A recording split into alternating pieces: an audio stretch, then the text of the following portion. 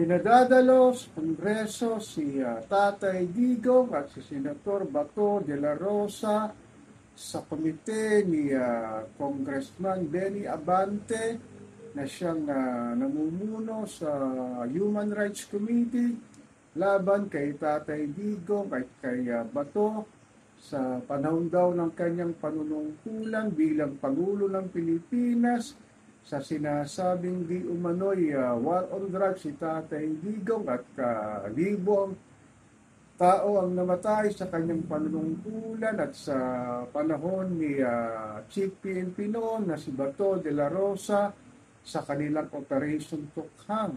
Ay matatandaan natin, nagkaroon na ng Senate hearing laban dito pero wala naman nangyari at ngayon naman ang Kongreso naman daw ang mag-iimbestiga kay Tatay Digong na sinasabi ng kanyang mga kaalyado dahil daw panahon na at nagsimula na ang pormahan sa midterm election sa susunod na taon.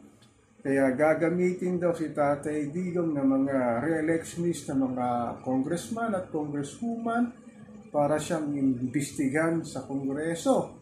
Pero sinabi naman ni ex-spokesperson na si Attorney Harry Roque na gagawin daw ni Tatay Digong, he will invoke his constitutional right to self-incrimination at hindi nga sila dadalo ni Tatay Digong at ni Bato de la Rosa sa committee nga ni Congresswoman o Congressman Benny Abante. Kasi nga talagang pag inimbestigahan si Tatay Digong talagang siguro ipahihiya siya ng mga congressman at congresswoman sa live national television na maaaring makapagsalita na naman si Tatay Digong na mahang na salita laban sa magtatanong sa kanya. At mangyayari lang dito in aid of legislation at wala namang sinasabing mapupuntahan ito kung meron man silang matibay na ebidensya sa panahon ng war on drugs si Tatay Digong ay sa korte na nilang dali at i-file na nila. Kesa naman talagang bubugbugin nila sa mga pananalita na paaminin niya si Tatay Digong na raw siya ang mastermind sa mga nangyaring Operation Tukhang at nagkaroon ng mga collateral damage at mga libo-libong namatay na wala daw kinalaman sa illegal na droga. So ito talagang pinupunto ng mga kaalyado ni Tatay Digong. Bakit ngayon lang? 6 na taon siyang naupo.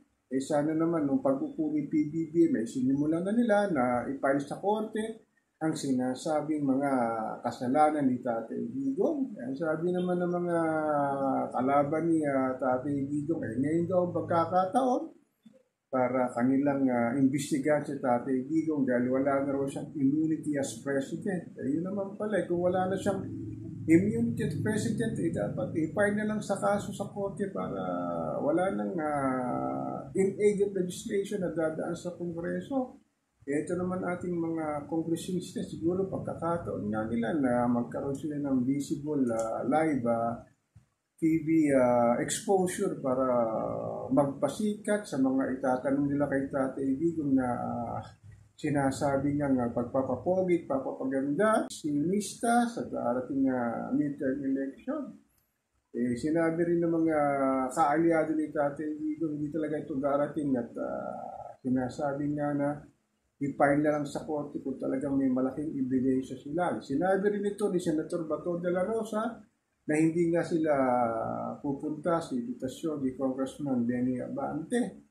At sinabi niya kung talagang may matibay silang ebidensya, i-file nga talaga sa korte para sa korte na lang nila haharapin itong mga sinasabing pagbibintang sa mga sinasabing war on drugs ni Tatay Digong Duterte.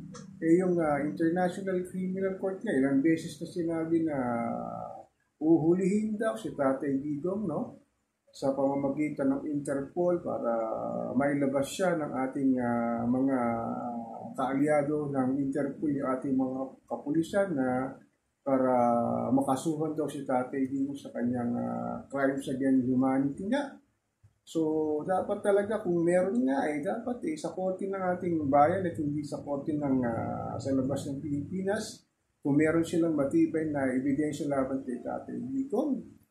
So ako po si Papa Ken, patuloy po akong magninira na magmamatsyag kung talaga nga bang magpapile ba ang kaso sa pamamagitan ng Human Rights Committee ni Congressman Abante laban kay Tatay Digong at kay Senator Bato de la Rosa.